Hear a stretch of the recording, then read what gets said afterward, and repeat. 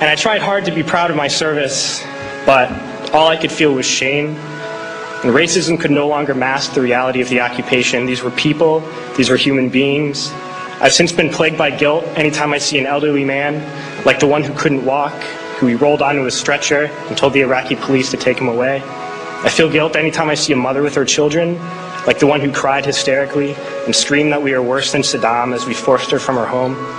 I feel guilt anytime I see a young girl, like the one I grabbed by the arm and dragged into the street. We were told we were fighting terrorists. The real terrorist was me, and the real terrorism is this occupation. Racism within the military has long been an important tool to justify the destruction and occupation of another country. It has long been used to justify the killing, subjugation, and torture of another people. Racism is a vital weapon employed by this government. It is a more important weapon than a rifle, a tank, a bomber, or a battleship. It is more destructive than an artillery shell, or a bunker buster, or a Tomahawk missile. While all those weapons are created and owned by this government, they are harmless without people willing to use them. Those who send us to war do not have to pull a trigger or lob a mortar round. They do not have to fight the war, they merely have to sell the war. They need a public who is willing to send their soldiers into harm's way. They need soldiers who are willing to kill and be killed without question. They can spend millions on a single bomb, but that bomb only becomes a weapon when the ranks of the military are willing to follow orders to use it. They can send every last soldier anywhere on earth, but there will only be a war if soldiers are willing to fight. And the ruling class, the billionaires who profit from human suffering, care only about expanding their wealth, controlling the world economy. Understand that their power lies only in their ability to convince us that war, oppression, and exploitation is in our interest. They understand that their wealth is dependent on their ability to convince the working class to die to control the market of another country. And convincing us to kill and die is based on their ability to make us think that we are somehow superior.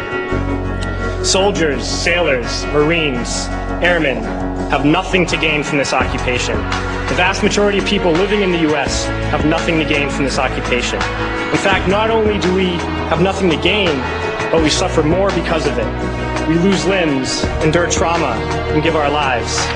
Our families have to watch flag-draped coffins lowered into the earth. Millions in this country without health care, jobs, or access to education must watch this government squander over $450 million a day on this occupation.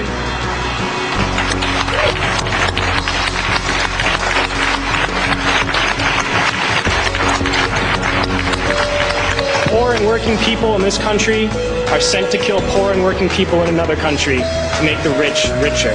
And without racism, soldiers would realize that they have more in common with the Iraqi people than they do with the billionaires who send us to war.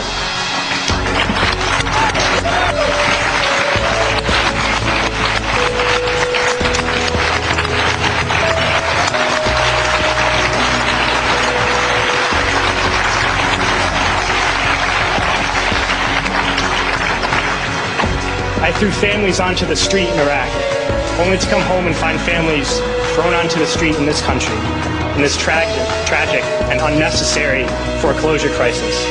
We need to wake up and realize that our real enemies are not in some distant land. They're not people whose names we don't know and cultures we don't understand. The enemy is people we know very well and people we can identify. The enemy is a system that wages war when it's profitable. The enemy is the CEOs who lay us off from our jobs when it's profitable. It's the insurance companies who deny us health care when it's profitable. It's the banks who take away our homes when it's profitable.